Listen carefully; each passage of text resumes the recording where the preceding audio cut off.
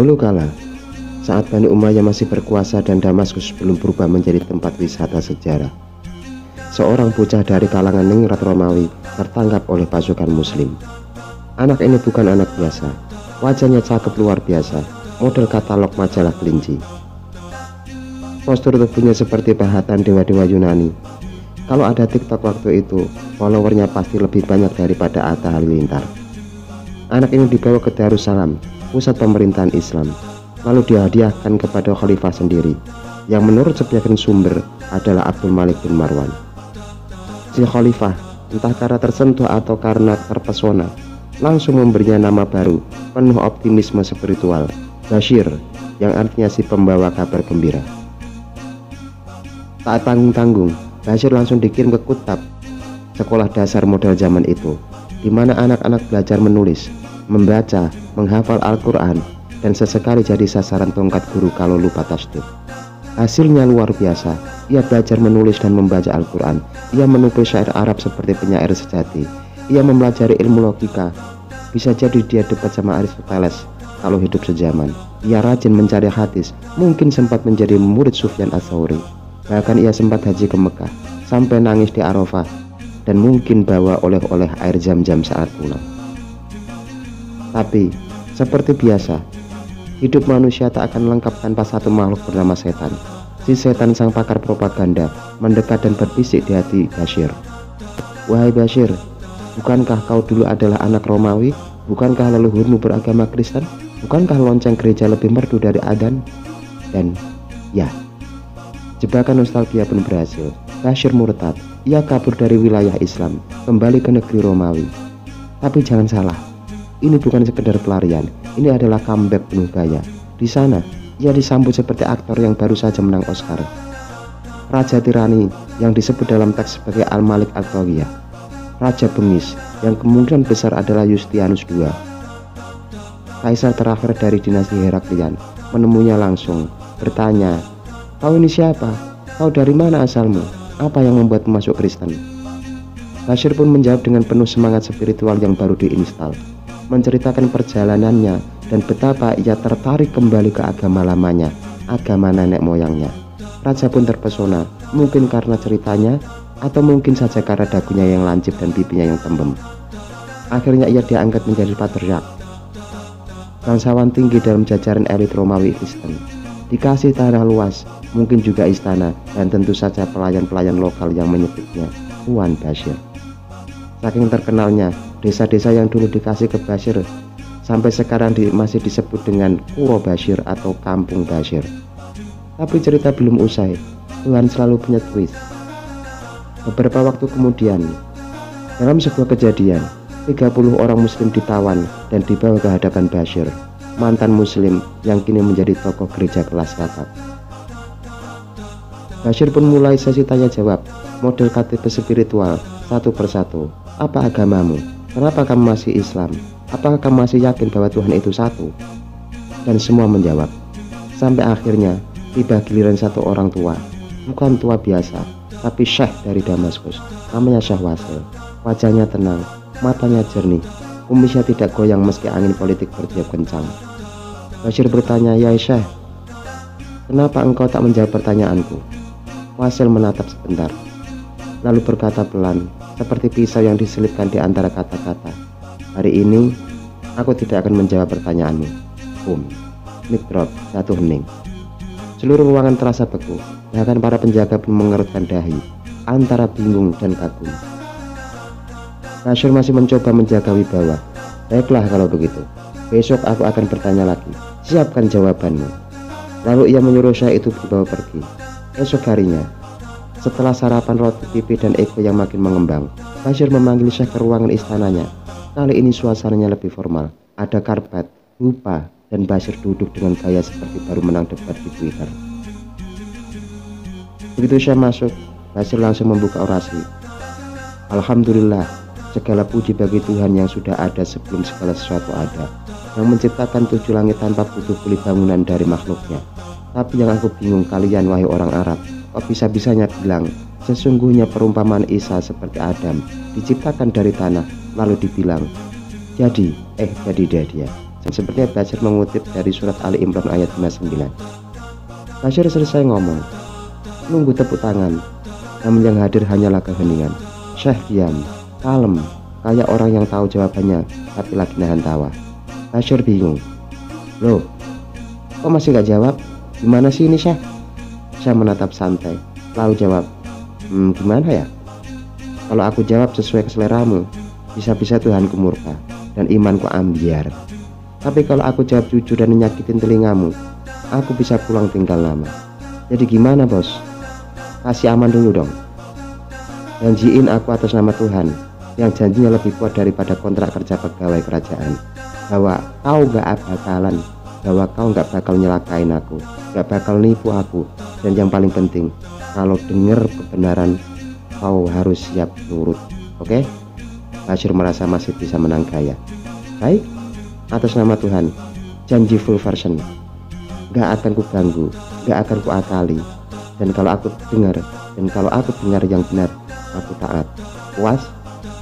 Saya pun senyum tipis. Sip, kalau begitu kita mulai. Tentang Tuhan yang engkau sebutkan tadi, itu cukup bagus. Tapi sayang, ilmu kamu tuh ibarat kopi tanpa gula, masih pahit dan gak lengkap. Allah itu lebih agung dari semua deskripsimu. Yang paling jago puisi pun gak bakal bisa nyairin zatnya. Tapi pas kau bahas dua tokoh besar kita, yaitu Adam dan Isa, nah ini dia kacau logikamu. Bukankah mereka sama-sama makan, sama-sama minum, kencing, BAB, tidur, bangun, senang, sedih, dan segala macam? Betul? Ya sih, kata Bashir. Nah, kok yang satu dipuja-puja, yang satu dilupain? Bashir berusaha kreatif. Oh, karena Isa itu spesial. Dia punya dua roh. Loh, dua roh dalam satu badan? Maksudnya ngontrak berdua gitu? Kata Syekh Wasil.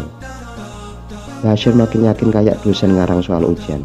Iya, roh pertama tahu semua yang gaib. Roh yang kedua bisa nyembuhin penyakit, bahkan bangkitin orang mati. Syekh Wasil nyengir, matanya menyipit. Oke, tapi pertanyaannya, roh yang kuat tahu nggak posisi roh yang lemah itu di tubuhnya? Tahu nggak kalau dia ngontrak berdua? Nah, Bashir mulai gelisah. Pasti ini jebakan Batman.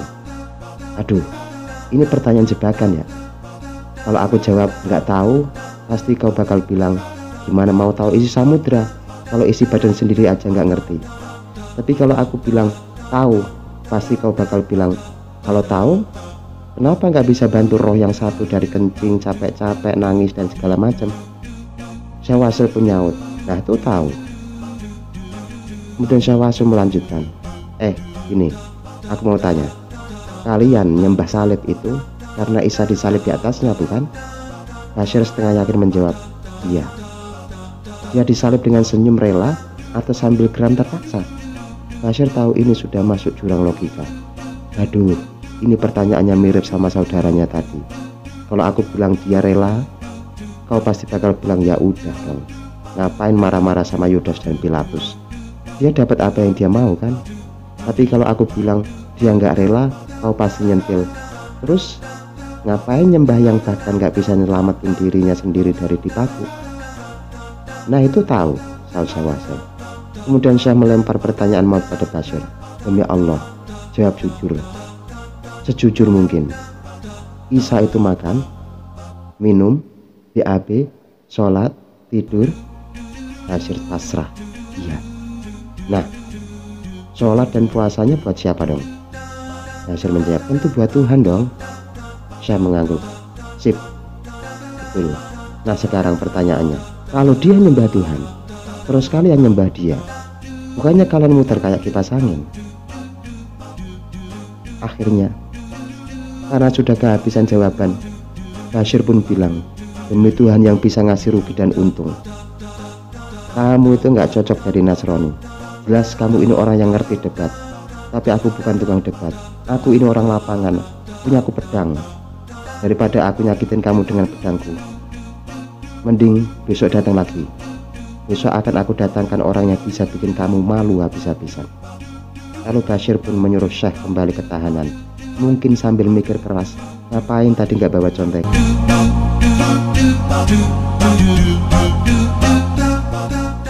Keesokan harinya, si Bashir mengirim utusan kepada sang syekh, dan saat sang syekh datang, ternyata di hadapannya sudah duduk seorang pendeta besar. Janggutnya menjuntai bagaikan tirai rumah ibadah yang belum pernah dicuci. Bashir berkata kepadanya, "Pak Pendeta, ini adalah laki-laki Arab, punya ilmu, punya otak, dan garis keturunannya terpandang. Ia tertarik masuk agama kita. Coba kamu rayu-rayu biar dia mau nyebur juga." Sang pendeta langsung sujud berterima kasih kepada Bashir, seolah dia sedang menerima wahyu baru. Lalu berkata, "Tuan Bashir, engkau memang selalu datang membawa kebaikan, dan yang ini lebih hebat dari semua yang kau bawa sebelumnya." Ia menoleh kepada Syekh dan mulai drama evangelisnya. Syekh, engkau bukan orang tua yang pikun, yang akalnya tercerai-berai, tapi juga bukan bocah kemarin sore yang belum bisa bedain dosa dan dosa besar. Besok akan kuceburkan kau ke dalam baptisan sekali celup, keluar-keluar bersih kinclong seperti bayi baru lahir. Apa itu baptisan? Kata Syekh. Dan apa itu baptisan, wahai paduka pembasah? Pendeta menjawab penuh wibawa, air suci. Syekh bertanya, siapa yang nyuciin? Aku, kata pendeta. Aku dan para uskup sebelumku, kata sang pendeta sambil membusungkan dada seperti ia baru saja menaklukkan dosa. Syekh Wasil menatapnya tajam. Kalian para uskup, kalian itu nggak punya dosa? Kalian itu bersih? Pendeta tertawa kecut. Ya punya sih, banyak malah. Syekh menyeringai. Kalau yang nyuciin aja kotor, gimana bisa bikin air jadi suci? Pendeta tercekat. Diam, lalu bergumam, bukan aku yang nyuciin, Deng. Saya menyilangkan tangan. Jadi gimana ceritanya? Ya, ini sih sebenarnya tradisi dari Isa bin Maryam, kata pendeta. Oke? Kata Syekh. Dan bagaimana tepatnya tradisi itu? Pendeta mulai berkisah. Yahya bin Zakaria atau Yohanes sang pembaptis menyelamkan Isa di sungai Yordan, mengusap kepalanya, memintakan keberkahan untuknya. Saya mendongak pelan. Jadi Isa butuh Yahya buat doain dan usap-usap kepalanya. Kalau begitu, kenapa kalian nggak sembah Yahya aja? Kayaknya dia lebih powerful, dia lebih superior dong. Pendeta diem seribu bahasa. Bashir yang dari tadi berusaha serius di tempat tidur tak kuat lagi menahan tawa. Ia menyembunyikan tawa dalam lengan bajunya sambil terbelah. Pendeta, bangun sana pergi. Aku panggil kau buat ngajarin dia supaya masuk Kristen. Ternyata kau yang mau masuk Islam duluan. Berita tentang Syekh Wasil pun sampai ke telinga raja atau kaisar. Sang raja mengundang sang syekh dan berkata, apa ini yang kudengar? Katanya kau menghina agama kami dan merendahkan keyakinan kami. Syekh menjawab santai, Yang mulia, aku hanya ditanya tentang keyakinanku, dan saat aku jelaskan, mereka tantang aku. Jadi, aku jawab juga. Itu aja sih sebenarnya. Raja mengerutkan dahi. Kau punya bukti? Kau punya argumen? Saya menantang balik. Banyak. Undang saja siapapun yang Anda mau. Kalau ternyata aku yang salah, aku siap kembali ke jalan yang benar. Tapi kalau aku yang benar, kenapa kau marahi aku karena membela kebenaran? Maka dipanggillah kepala besar dari kaum Nasrani. Begitu masuk, Raja dan seluruh pasukannya bersujud kepadanya, seolah pria ini bukan manusia tapi kitab Injil hidup berwujud manusia. Saya bertanya polos, Yang mulia, siapa dia? Raja menjawab dengan bangga, inilah imam besar kami, yang sangat suci, satu-satunya yang bisa jadi remote control agama kami. Saya bertanya, apakah dia punya istri, anak, keturunan atau warisan mungkin? Raja mengatakan dengan geram, ya ampun, mana bisa, dia terlalu suci untuk disentuh hal-hal berdarah macam itu. Saya menatapnya. Jadi kalian jijik kalau manusia itu pipis, buang air, ngantuk, haid, tertarik pada wanita, tapi kalian percaya bahwa Tuhan kalian pernah masuk ke rahim perempuan dan berenang dalam darah haid? Tiba-tiba pendeta berteriak, dia ini bukan manusia, ini jin Arab. kirim ke laut, buang dia. Syah mendekat dan berkata, kalian menyembah Isa karena dia tak punya ayah. Bagaimana dengan Adam? Ia tak punya ayah dan tak punya ibu. Dibuat langsung pakai tangan Tuhan. Kalian harusnya sembah Adam juga dong, biar kalian punya dua Tuhan. Oh, atau karena Isa bisa hidupkan orang mati? Saya melanjutkan, Hizkiel juga bisa menghidupkan orang mati kan? Baca aja kitab kalian. Dia lewati mayat, berdoa, hidup. Ya udah, sembah Hizkiel juga. Jadi trio Tuhan. Oh, Isa bisa perintah matahari berhenti? Ya, Yusa juga bisa. Bahkan bikin matahari balik 12 zodiak. Masukin juga Yusa ke daftar dewa kalian dong, biar kuarter Tuhan mantap. Atau karena Isa naik ke langit, malaikat tiap hari juga naik turun, siang malam. Kalian mau sembah mereka juga nggak? Lalu saya pun bertanya, aku punya pertanyaan. Mana sebenarnya yang lebih ringan? Mati biasa atau mati dibunuh? Dibunuh, kata pendeta. Lantas, mengapa Isa nggak langsung bunuh ibunya kalau mau menyelamatkan dia dari siksaan sakaratul maut? Kalau dia bunuh ibunya, dia anak durhaka. Tapi kalau membiarkan ibunya disiksa pelan-pelan sampai mati, lebih durhaka lagi dong. Pendeta mulai panik. Kita bawa dia ke gereja agung. Gak ada yang masuk sana kecuali keluar jadi Kristen. Raja pun oke, setuju. Syah, loh, kenapa aku dewa ke sana? Kan gak ada argumenku yang bisa dibantah. Raja pun berkata, tenang, itu cuma rumah ibadah. Itu rumah Tuhan. Di sana kau bisa berzikir dan menyebut nama Tuhan. Syah tersenyum. Kalau begitu, oke deh. Begitu masuk gereja, Syah Wasil langsung adzan dengan suara yang keras sambil menutup telinganya dengan kedua jari, seperti bocah yang menolak dengerin lagu pop haram. Seluruh penghuni gereja pun panik seperti kena siraman air keras spiritual. Mereka menyeret sang Syekh ke hadapan raja sambil berteriak, "Yang mulia, dia telah cari mati." Raja pun bertanya, "Kamu kenapa nekat, Syekh?" Syekh menjawab kalem, "Loh, bukankah kau bilang ini rumah Tuhan dan tempat berzikir? Aku masuk, berzikir, memuliakan Tuhanku. Kalau zikir ke Tuhan bisa bikin agamamu semakin lemah. Semoga makin sering kami berzikir agamamu makin kecil." "Betul juga," kata raja. "Tak ada yang bisa menyalahkanmu." Para pendeta geram. "Yang mulia, kami tidak akan terima sampai dia dibunuh." Saya pun berkata, "Kalau kalian membunuh aku, kabar pasti akan sampai ke negeri kami. Raja kami akan membalas. Para pendeta di sana pasti akan dibantai, gereja akan dibongkar, salib-salib akan dihancurkan, dan loncang-loncang akan ditanam." Raja kaget. "Serius bakal begitu?" Syah tersenyum. "Dijamin, tanpa garansi pun pasti begitu." Raja mikir, kemudian melepaskannya. Syah lalu menatap raja dan berkata, "Yang mulia, saya punya pertanyaan. Mengapa kaum ahli kitab, mengapa orang-orang Nasrani mencela para penyembah berhala?"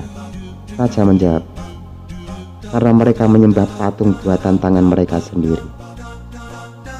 Saya pun melipat tangannya. "Tapi waktu saya masuk gereja tadi, saya melihat kalian juga menyembah patung buatan kalian sendiri di gereja. Kalau memang itu ada di Injil, oke, silakan. Tapi kalau tidak ada, kenapa meniru penyembah berhala?" Raja pun berkata, "Benar juga sih, coba deh cek. Pak Pendeta, ada nggak itu di Injil?" Pendeta menjawab, "Nggak ada, yang mulia." Dan raja pun murka. "Jadi selama ini kau samakan agamaku dengan agama penyembah patung. Kalau begitu bongkar semua gereja." Perintah sang kaisar yang tidak mungkin di-cancel.